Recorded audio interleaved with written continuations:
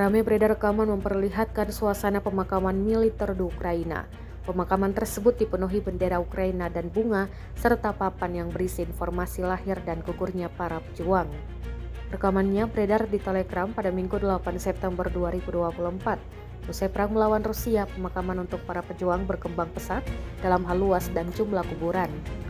Terbaru, Angkatan Bersenjata Rusia mengklaim telah melenyapkan lebih dari 9.300 prajurit Ukraina dan 80 tank selama operasi militer di daerah perbatasan wilayah Kursk. Hal itu disampaikan Kementerian Pertahanan Rusia pada Selasa 3 September 2024 kemarin. Secara total, selama operasi militer di wilayah Kursk, musuh kehilangan lebih dari 9.300 prajurit, 80 tank, 38 kendaraan tempur infanteri, 70 pengangkut personel lapis baja, 561 kendaraan tempur lapis baja, ungkap pernyataan Kemhan Rusia.